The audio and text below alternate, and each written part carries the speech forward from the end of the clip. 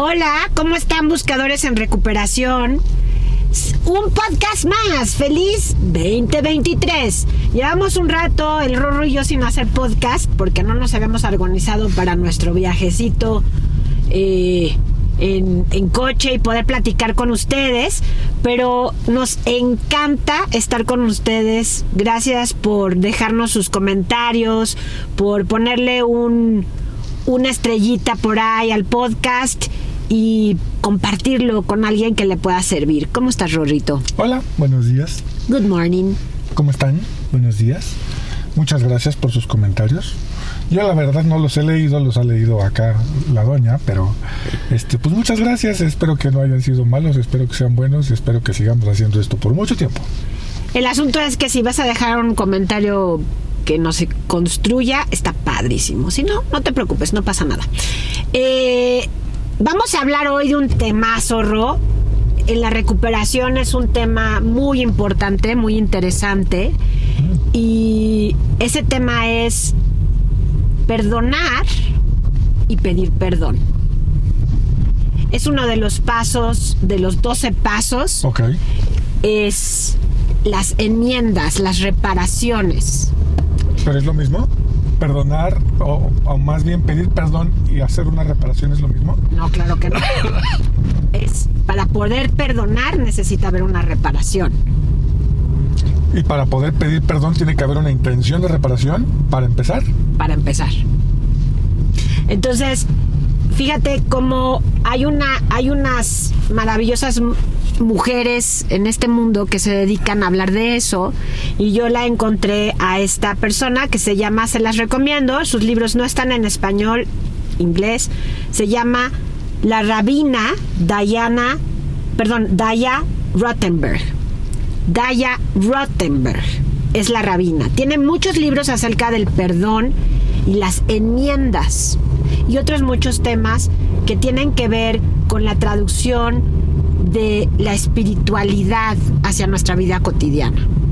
La traducción me refiero a hablarlo de manera cotidiana, de manera fácil, para poder entrar en materias más espirituales, y una de las partes importantes de la espiritualidad es el perdonar y pedir perdón o enmendar. Y entonces esta rabina, Rorro, y yo en mis reflexiones preparando nuestro podcast, hablaba de cómo está centrado principalmente cuando hay un agravio o cuando tienes un problema que alguien te hizo algo, está centrado más en el perdonar, está sobrevalorado, y ella lo llama la compulsión al perdonar, se vuelve compulsivo el perdonar todo el tiempo, sobre todo si eres mujer. Ok,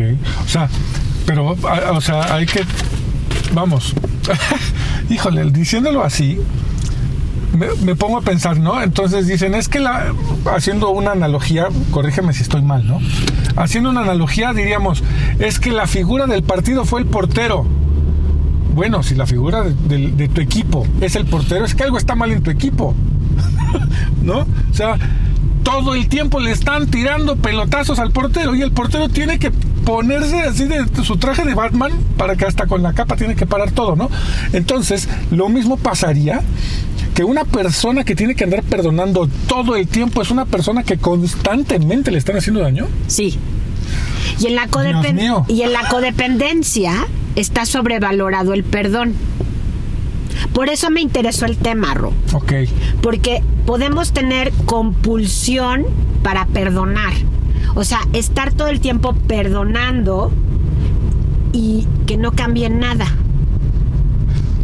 Porque además perdonas por las mismas cosas, ¿no? Perdonas 18 veces a la misma persona por lo mismo. Exactamente. Entonces significa que algo está mal. Como sí. El portero, pobre portero. O sea, el portero, ¿qué culpa tiene de que los defensas sean malísimos, no? O sea, aquí es lo mismo. Aquí es lo mismo. O sea, perdonar está sobrevalorado. Y entonces yo tengo que perdonar y en mi mente justificar comprendiendo o sobrecomprendiendo al otro. Y en el mundo espiritual que explica esta rabina, que me encantó y no lo he escuchado solamente en ella, habla de que no necesariamente, o sea, que el perdón no es algo entre tú y alguien más. El perdón es entre tú y tú. Ok. O sea, si yo voy a llegar, porque tienes que llegar a perdonar, si yo voy a llegar a perdonar es porque yo hice mi trabajo conmigo. Y puede ser posible que no perdones.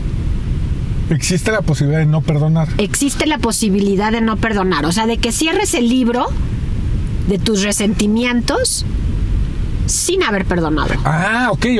Entonces, porque nosotros normalmente le decimos resentido a la persona que no perdona. Uh-huh. Es una relación normal, ¿no? O sea, es una correlación, ¿no? O sea, relacionamos el resentimiento con el no perdón. Sí. Pero entonces no necesariamente. Por ejemplo, volviendo a la persona que perdonó 18 veces a la misma persona por lo mismo, puede no perdonarlo a la tercera, ¿no? Y no lo convierte en un resentido. Sí, no te convierte en un resentido.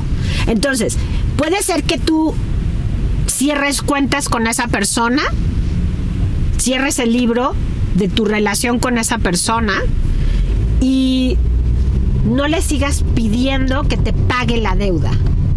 Porque también puede ser, Ro, que cuando estás perdonando compulsivamente es con la esperanza de que el otro cambie.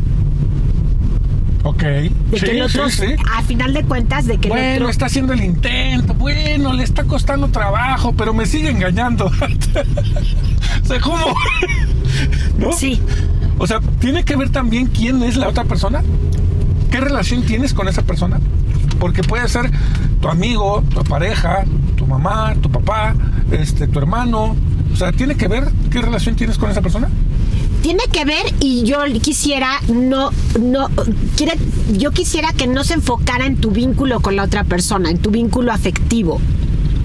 O sea, yo puedo amarte mucho, puede ser mi hijo, pero no por eso tengo que perdonar el agravio. Independientemente de quién sea. Independientemente de quién sea e independientemente de si yo te puedo seguir queriendo o no. Porque el perdón no tiene que ir ligado al amor que te tengo. No. O sea, porque es como se dice, ¿no? O sea, no es lo mismo decirle eres un tonto a decirle no digas tonterías, ¿no? O sea, en uno estamos hablando de la persona y en el otro estamos hablando de las acciones. Exacto. Y son cosas completamente diferentes. Uh-huh. Es lo mismo. No estamos pidiendo perdón por una acción, no por ser nosotros, ¿no? Exacto. O sea, yo te pido perdón por lo que hice, no por quién soy. Y entonces, si entramos al tema de que hay muchas personas en codependencia que perdonan sin recibir una petición de perdón, o sea, el que te agravió nunca te pidió perdón y por lo tanto nunca cambió. ¿Y qué tal que cambió sin pedir perdón? Bueno, no, porque eso no existe. Okay. No, está bien. Entonces, porque parte de pedir perdón o de enmendar es la acción. Entonces, en la enmendar comienza contigo, es una acción contigo hacia ti. No es una acción que va hacia afuera. O sea, no inmediatamente yo para pedir perdón voy a ir contigo a pedirte perdón. Ajá. Lo primero que tengo que hacer es reconocer mis acciones. Reconocer, dice la rabina, name it, o sea, nómbralo. Menciónalo, ajá. Nómbralo, dale nombre a lo que hiciste. Ajá. Entonces, si lo nombras, es cero soberbia. Tiene que ser desde un lugar en donde no te estés defendiendo. De acuerdo. En donde no estés diciendo, sí, pero es que sí lo hice, pero es que yo estaba tomado, o es que tú empezaste, es que yo, y entonces te justificas. Cuando tú confiesas tu falta, la haces contigo misma, contigo mismo, y no es un acto de soberbia, es un acto de total y completa, te rendición. O sea, es decir, yo cometí este error, yo cometí este agravio y no importa si tú aceptas o no mis disculpas, o sea, persona víctima de mi agravio, Sí. yo tengo que aceptar que lo cometí tal cual lo cometí, sin negociaciones en mi mente. Ok. Entonces, cuando yo soy responsable de esa acción, pero te das cuenta que es una acción cognitiva. Cuando yo dejo de pensar, cuando yo dejo de defenderme, cuando yo dejo de decir, es que lo hice por estas razones, que muchas veces voy y pido perdón, o te digo, es que sí me equivoqué, pero fíjate que estaba en muy mal momento, o eso no salió de mí, pero mi momento me definió, mi situación emocional me definió. Entonces, lo que yo pensé ante eso fue, si te definió eso, es porque eso estaba dentro de ti. O sea, para que eso se derramara en el otro, es porque eso traías dentro. Claro. Y eso es totalmente tuyo. Claro. Entonces no es una situación del exterior que justifique tus acciones. Estaba dentro de ti y fue totalmente tuyo porque se derramó en el otro. Afectó al otro. Entonces, todo tipo de justificación, porque a final de cuentas eso se convierte en eso, ¿no? Se convierte en una justificación de la acción. ¿Sí, Pi? Es que estaba tomado. Es que es más fuerte que yo. Es que... O es que tú eres muy exagerada. Ajá. Tú eres hipersensible. Tú lo viste de una manera equivocada. No fue así. A eso se le llama gaslighting. Ok. Pero entonces estás justificando tus acciones, por supuesto, con un sentido de no voy a pedir perdón, ¿no? O sea, yo hice lo correcto, o sea, es lo que estás diciendo, Exactamente. ¿No? Entonces yo voy y te digo, oye, discúlpame, es que fíjate que sí, pero yo creo que tú también exageraste. No, bueno, eso también es para seguir el pleito, ¿no? O sea, Pero ¿cuántas personas son así? Sí. ¿Cuántos no hacemos eso, no? Exactamente. A la hora de aceptar nuestra responsabilidad. De acuerdo. Entonces, para poder pedir perdón y enmendar, necesito hacerme total y completamente responsable y confesar mi acción. Que cuesta la vida hacerlo. Cuando eres muy soberbio, sí. Cuando estás en un camino espiritual, cuando estás en un camino de recuperación, es parte de lo que tienes que hacer y aprender a hacer para poder estar bien. Entonces, yo tengo que hacerme consciente que si eso salió de mí es porque yo lo traía adentro. O sea, cuando una taza de café se derrama es porque tenía demasiado café dentro. Claro, lo primero que hay que hacer es tenerla vacía para que no sucedan estas cosas. Exactamente. Entonces, cuando se derrama eso es porque es tuyo y tú tienes que hacerte responsable de eso. Me llama la atención lo que decías hace rato. Sí. No es lo mismo perdonar que enmendar. Si yo no estoy dispuesto a enmendar nada y pido una disculpa de dientes para afuera, simplemente para que ya, o sea, que es así como la palmadita en la espalda del ya, bájale, ya, está bien. There. Bueno, pero el there se aplica para cuando uno está triste, ¿no? O sea, sí. Pero más bien cuando quiero tranquilizar las cosas y pido una disculpa de dientes para afuera. Sí. Sin hacer una enmienda. Entonces, ¿en dónde empieza la enmienda? ¿En la disculpa? No. ¿En dónde empieza? La enmienda no empieza con la víctima de tu agravio. La enmienda empieza contigo mismo. O sea, la enmienda empieza en mí. Yo te ofendí, yo te lastimé, yo hice, o sea, por ejemplo, una persona que golpeó a otra, que lastimó a otra físicamente, no empieza reconociendo, se da cuenta del agravio de haberla golpeado, pero no empieza pidiendo perdón, empieza entendiendo qué le pasó, pero es algo que hace consigo misma. Y luego viene el segundo paso de las enmiendas, que es el cambio. Y el cambio no es con la otra persona directamente. O sea, para poder cambiar, yo necesito entender qué había dentro de mí para que eso sucediera. para que yo te golpeara, para que yo te agrediera, para que yo te fuera infiel, para que yo hiciera lo que te agravió. Ok. Te asaltara sexualmente, te abandonara. ¿Qué había dentro de mí para que eso sucediera? Y entonces ahí empieza el cambio. ¿Entender eso lo puedo hacer yo solo? No, y es ahí donde yo te diría, ahí empieza el trabajo real de la persona que va a reparar el daño.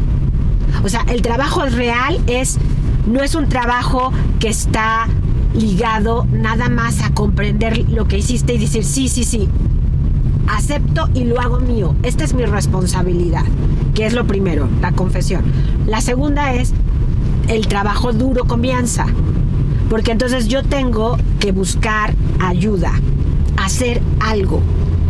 Es decir, tengo que educarme sobre lo que pasó, buscar información sobre lo que pasó en mí. Tengo que ir a terapia seguramente, dependiendo de lo que hice. Tengo que ir a grupo de 12 pasos si ese es lo que tengo que buscar. Dependiendo del nivel de gravedad del asunto, tiene que ver con la gravedad del asunto. Porque, por ejemplo, si yo tuvimos una discusión y yo te dije, es que eres un tarado, ¿no? Le digo a mi cuate, eres un tarado. O sea, eso no aplica, ¿no? Pero tiene que ver con que tú te hagas responsable y veas con qué tanta frecuencia, por ejemplo, pierdes el control. Ok. Entonces, de tu emoción. Se trata de una constante, no a la primera. Si es a la primera y no está dentro de tu característica principal, algo pasa contigo, algo pasó. Y de eso te tienes que hacer responsable. Y sí, ya aplica el gran dicho que dice, wow, ¿todo bien en casa? O sea, algo pasó. Esto no está en ti. ¿Qué pasó? O sea, si no está en ti, porque muchas personas dicen, es que este no soy yo. Bueno, si no eres tú, ¿qué pasó? Claro, wow. O sea, todo viene en casa, o sea, sí, exacto. Entonces, si no eres tú, ¿qué está pasando, no? ¿Qué te está pasando? ¿Qué te pasó antes? Sí. Y ahí es donde tú te sigues haciendo responsable. ¿Qué te pasó? Haz algo. ¿Cuál es la raíz de tu conducta? ¿De dónde viene esa conducta? ¿Te das ¿por cuenta? qué si antes no eras así? ¿Por qué de repente estás siendo así? Exactamente. Y te das cuenta que no tiene que ver con la persona a la que le hiciste la cosa, con la víctima. Tiene que ver exclusivamente contigo. Claro. Y entonces, ahí viene la diferencia, ¿no? No es lo mismo una persona que tiene que pedir 18 veces disculpas por lo que hizo, de lo mismo, 18 veces, a una persona que la tercera dice, algo está pasando aquí. ¿No? Exactamente. O sea, no puede ser, o sea, una persona que constantemente se la pasa pidiendo disculpas sobre sus acciones no es una persona que realmente está enmendando. No. O sea, vamos. Porque no se está haciendo responsable de la no está raíz. Corrigiendo, exacto. De su. No está arreglando la raíz del asunto, exacto, como lo dices. Tal cual, sí. Suena muy lógico. Entonces, cuando yo ya encontré la raíz, ya hice mi trabajo interior, mi trabajo personal, ahora sí, voy y busco restituirlo, o sea, restaurarlo. Yo no puedo deshacer lo que hice. O sea, el pasado no se va a cambiar. No. Lo hice, lo tengo que aceptar. Y entonces, pago o enmiendo de otra manera. De entrada, proponiéndome que no vuelva a suceder. De entrada, cambiando. Y después voy con esa persona a la que agravié y sinceramente, si es que es correcto para esa persona, y lo quiero aclarar porque muchas veces lo que yo hice, o sea, mi sola presencia, si es algo tan grave como mi sola presencia, puede seguir dañando a esa persona. Por ejemplo, una persona que cometió un abuso sexual. Mi sola presencia puede dañar a esa persona y esa persona no estar lista para que yo esté ahí. Entonces, es como el ejemplo que a mí se me ocurría, es como esta idea de los japoneses, que tienen los japoneses, de cuando un tazón de té se rompe y es precioso, es preciado, lo pegan con oro. Y entonces queda el mismo tazón y se sigue viendo hermoso porque tiene las costuritas de oro, pero ya se ve roto. O sea, nunca vuelve a hacer Algo le ese pasó. mismo tazón, el mismo tazón nunca más. Tengo que reconocer cómo puedo yo pegar esos, o sea, ayudar a esa persona a pegar esos pedazos. Que aunque tenga la misma forma, tiene un daño. Tiene un daño. Y entonces la pregunta que yo tengo que hacerle al otro para reparar es ¿cómo puedo Reparar el daño? ¿Qué tengo que hacer yo para que esto se repare? Eso siempre y cuando el daño sea reparable. Es que los daños nunca son reparables, porque ya pasaron. Lo tienes que aceptar. Y en Pero esa entonces aceptación, la pregunta no sería así como que... pero en esa aceptación tiene que ir, asume las consecuencias. Si yo voy y te pregunto, ¿cómo puedes reparar el daño? Ajá. Entonces vas a preguntar, vas a asumir en esa pregunta las consecuencias. Es decir, no Pero- te quiero volver a ver, Ok. Sí. Para reparar el daño... te voy a no denunciar a la policía, Sí. nuestra relación se terminó, no quiero que vuelvas a ver a nuestros hijos. No, o sea, tienes que pagar económicamente el daño, el hospital, el coche, ¿no? Tienes que asumir las consecuencias. Pero por ejemplo, el coche. Le presté el coche a mi compadre Benjamín. Saludos, Benjamín. Y Benjamín lo chocó. El daño es reparable.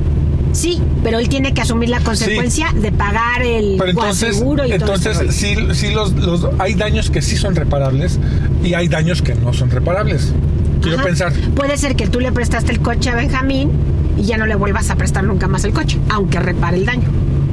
Claro, que eso ya va más allá. O sea, ya perdiste la confianza Ya en va Benjamín. más allá, de acuerdo. Pero vamos, mi pregunta se refería en cuanto a, más bien mi comentario, se refería siempre y cuando el daño sea reparable, porque hay de daños a daños, ¿cierto? Hay de agravios, sí, hay de agravios a agravios. Entonces, lo que tienes que hacer en este paso de restauración o de restitución es preguntar, escuchar atentamente al otro y comprender qué le pasó al otro. Y eso sí ya es tú con el otro. De acuerdo. Entonces, yo escucho atentamente qué te pasó y escucho qué puedo hacer para transformarme y convertirme en una persona suficientemente segura para ti. O sea, para que tú puedas estar seguro conmigo. Ujú. Te sientas tranquila, te sientas segura, te sientas en paz. Que regresemos a la relación que teníamos antes.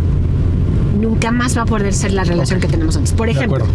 en una situación en donde hubo infidelidad y la pareja decide regresar a intentarlo, la persona que fue infiel necesita escuchar, sentarse a escuchar qué le pasó a su pareja con la infidelidad que cometió.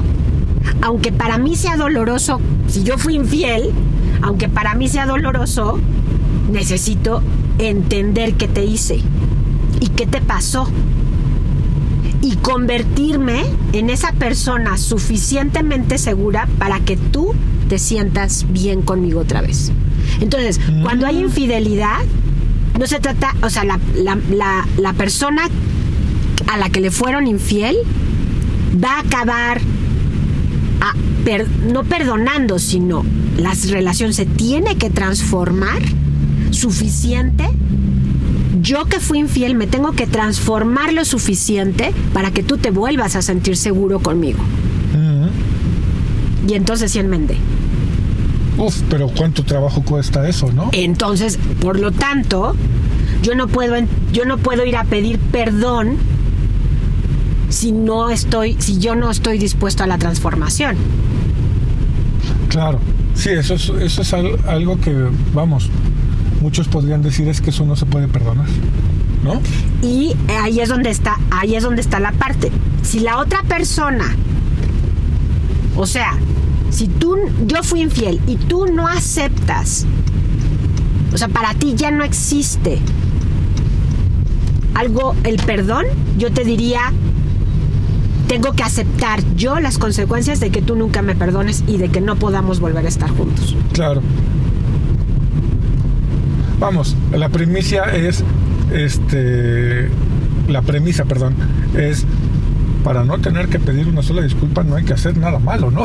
Exacto. O sea, las personas que no van a pedir disculpas son las personas que se esfuerzan por no cometer esos actos que ameriten una disculpa. Exacto. Y si lo cometí porque en ese momento mi taza estaba llena de eso y se derramó, tengo que asegurarme de que nunca más se vuelva a derramar para que esta relación funcione. O sea, para que verdaderamente aquí tenemos una personalidad echándose en reversa en plena lateral. Está bien. Y aparte tocando el claxon para que nosotros lo escuchemos, ¿no? Se le pasó la entrada. Ok, entonces, fíjate qué importante es esto. O sea, el enmendar o la restauración no es algo que pasa fácilmente y rápidamente. O sea, no es que yo llegue y te diga, ya pasó, ya, olvídalo. Claro. Bueno, a eso iba también. El asunto es, hace muchos años, no me acuerdo en dónde, escuché a alguien decir que perdonar significa olvidar. Y entonces empieza la discusión, ¿no? Entonces, ¿cómo que el perdonar significa olvidar? Entonces, éramos varias personas y de repente esta persona que dice que perdonar significa olvidar, estaba convencida la persona de que era, no me acuerdo quién era, pero los demás empezamos a discutir acerca del punto. Y bueno, yo no estoy de acuerdo en eso, ¿no? Yo no estoy en absoluto de acuerdo en eso. Perdonar no significa olvidar. Y me acuerdo que llegamos a una conclusión de un comentario que dijo, a ver, tú me prestas 5,000 pesos y yo no te los pago. Te pago después de chorrocientos años, después de 10 años te pago tus 5,000 pesos, que obviamente los 5,000 pesos ya no son el punto, ¿no? El punto es que tú tuviste el valor para pedirme 5,000 pesos, yo te presté los 5,000 pesos, después de 10 años me pagas un porcentaje, porque ya ni siquiera son 5,000 pesos, y yo te pido una disculpa y te vuelvo a pedir otros 5,000 pesos. Entonces, pero te pido una disculpa y ya me perdonaste. Entonces, perdonar significa olvidar. Olvidar significaría que te voy a volver a prestar 5,000 pesos y no me acuerdo que te tardaste 10 años en pagarme. Y no me acuerdo que cada vez que nos veíamos tú te hacías bien menso con la deuda, ¿no? Pero entonces, perdonar significa olvidar. ¿Le prestarías otra vez 5,000 pesos a esa persona? Hay mucha gente que sí. Pero vamos. Pero entonces el perdonar es primero analizar en ti. Por eso tiene que comenzar en un proceso igual de ti contigo para que pienses, o sea, esto que se cometió, porque bueno, el dinero a final de cuentas, si te lo pagó y bla, bla, bla, bueno, igual no le vuelves a prestar, pero perdonar es un acto para ti, no para el otro. Y puede ser que hay acciones que nunca se puedan reparar por completo. Claro. Y entonces nunca se puedan perdonar por completo. Claro, y ahí viene la parte, te perdono, pero no olvido. Así es que la próxima vez que me vuelvas a pedir prestado, por supuesto que no te voy a prestar, porque ya sé lo que va a pasar. Exacto. Entonces, puedo seguir teniendo una relación contigo, pero nunca va a poder ser la misma. Tiene que transformarse. Y como a los seres humanos nos cuesta mucho trabajo el cambio, entonces queremos también, por eso somos compulsivos para perdonar. No queremos que las relaciones cambien. No queremos que las relaciones se transformen. Y entonces le restamos la posibilidad a la relación a que se transforme en algo mejor. De acuerdo. ¿Está sobrevalorado el perdón? Sí. Sí, definitivamente está sobrevalorado el perdón. Tanto el pedirlo como el otorgarlo. El pedirlo no tanto.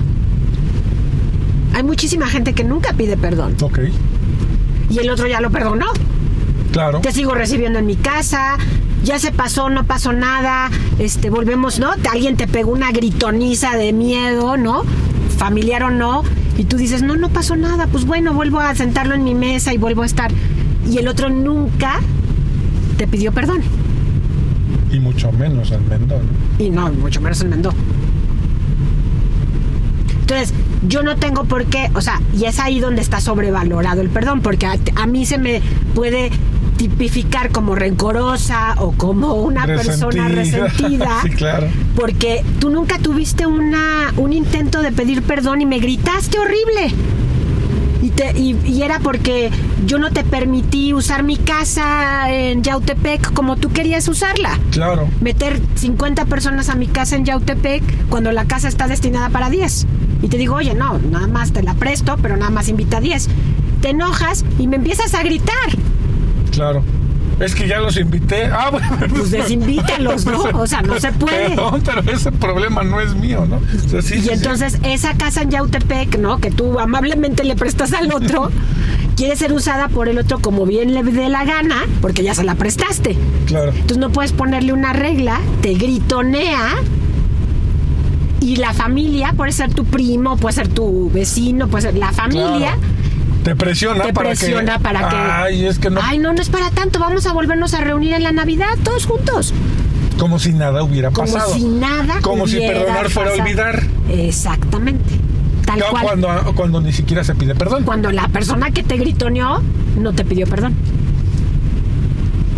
Sí, hay una falla ahí grandísima, ¿no? Hay una falla. Y la sociedad, las familias, todo. Es que es tu papá, perdónalo. Es tu primo, perdónalo. Olvídalo. Sí. Entonces, para muchos, perdonar sí significa olvidar, ¿no? Pues para la mayoría de las personas, la sociedad, perdonar es olvidar. No pasó nada, como es tu familia, como es tu madre, como es tu... Entonces ahí es donde la codependencia se hace más, se ancla más. ¿Por qué? Porque entonces yo estoy obligado y presionada a olvidar y entonces a no validar lo que me pasó, a no validar lo que yo sentí.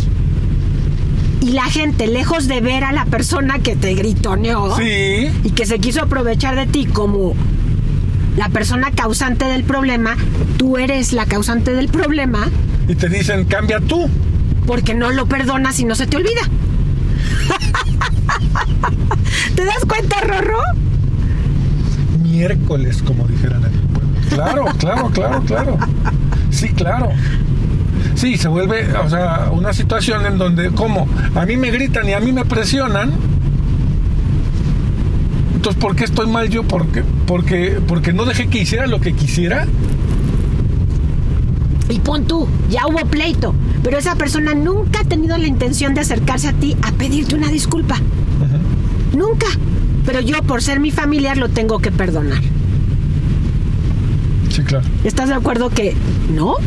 O sea, a mí puedo yo pasar por alto ya y no... Bueno, aquí la pregunta es, ¿están de acuerdo que no? ¿O hay algún punto que en esta situación, como en muchas otras, se vuelve,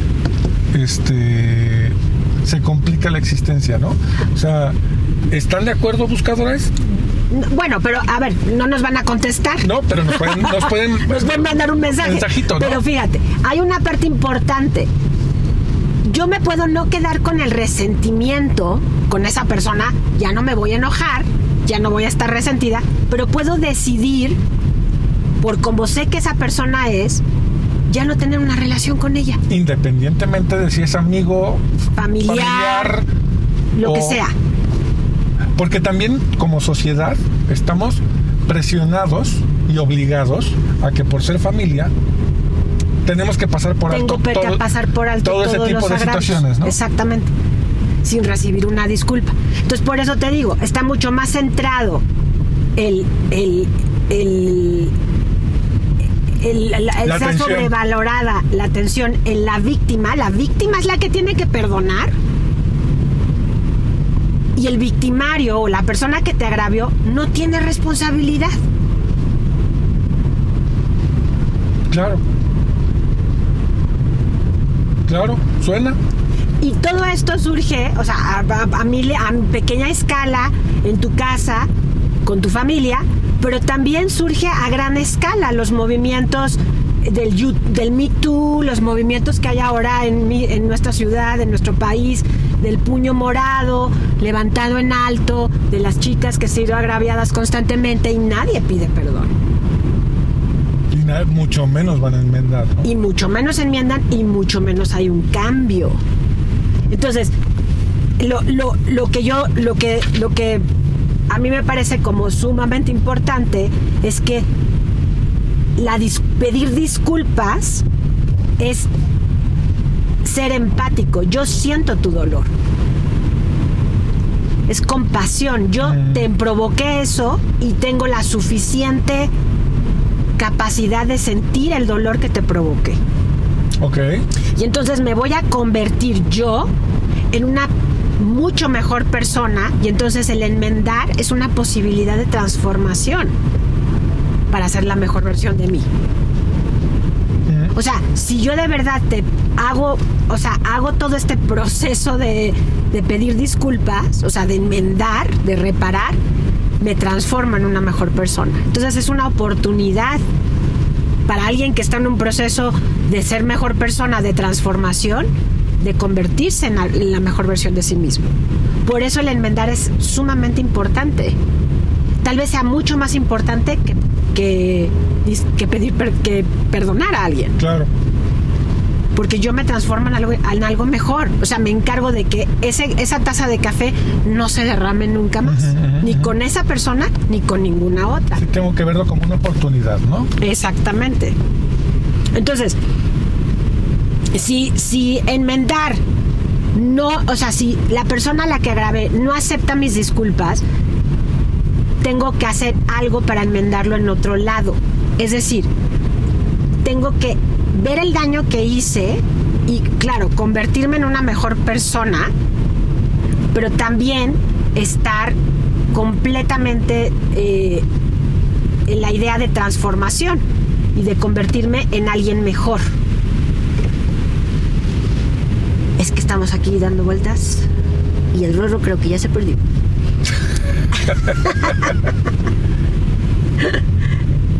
Entonces, fíjate qué importante. Rorrito. Sí, es una oportunidad para convertirme en una mejor persona, inclusive, ¿no?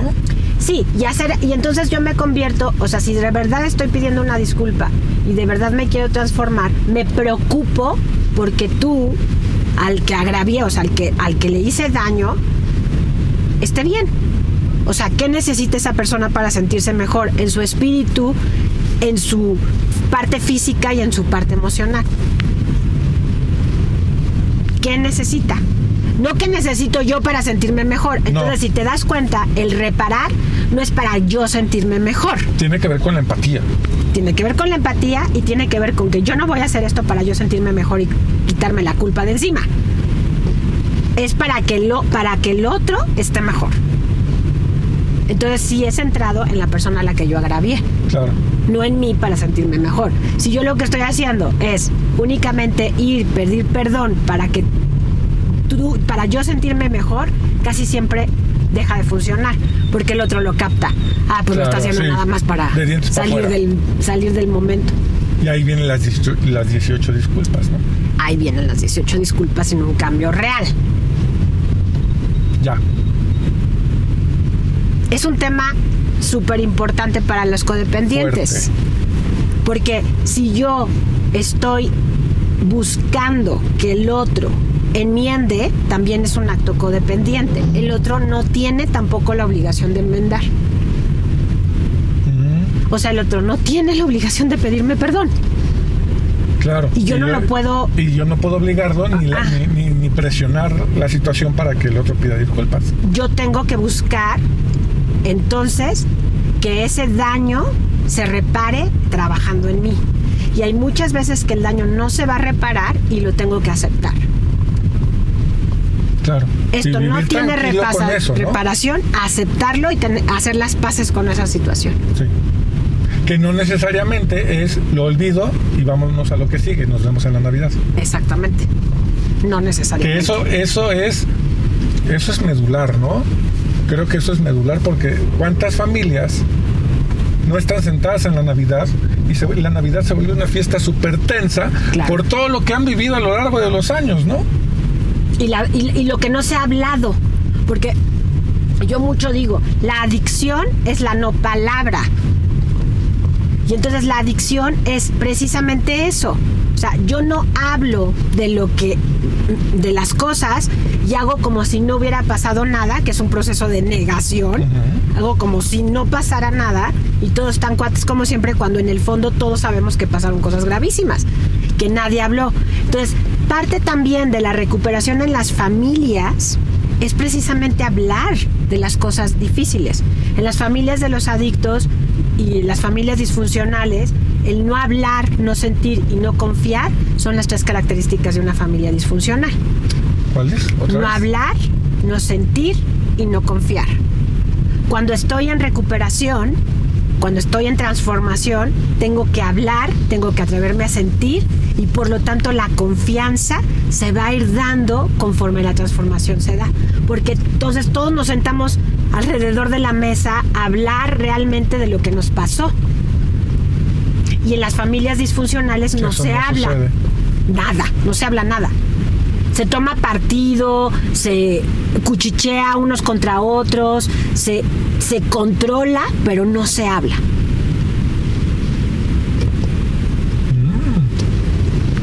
Suena.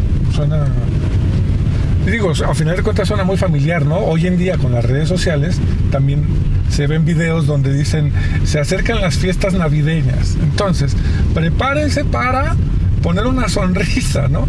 Pero la sonrisa es completamente falsa, ¿no? Y es hacer como si nada hubiera pasado. Exacto.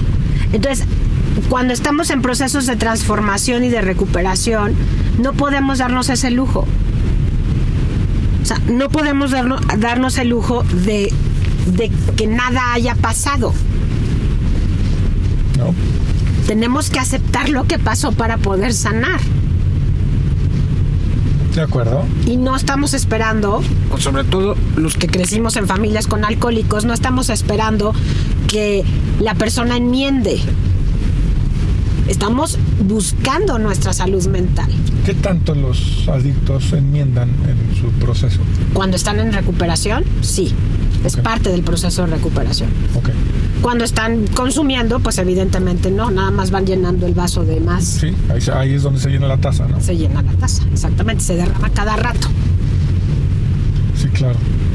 Se derrama cada rato. Órale, pues está pesado. Pues bueno, buscadores, creo que agotamos el tema del perdón y de la reparación o pedir perdón. Déjenos sus comentarios, nos da muchísimo gusto verlos, platicar con ustedes, leer sus comentarios. Acuérdense que estamos en redes sociales, en Facebook, en Instagram, como Buscando Mi Voz, en YouTube, que seguramente es donde puedes ver este video, y también en los podcasts que más utilizamos como Spotify, iPodcast, iVoox y SoundCloud. Te dejamos un abrazo, cuídate, síguete transformando y buscando tu voz. Adiós. Adiós, queridos míos.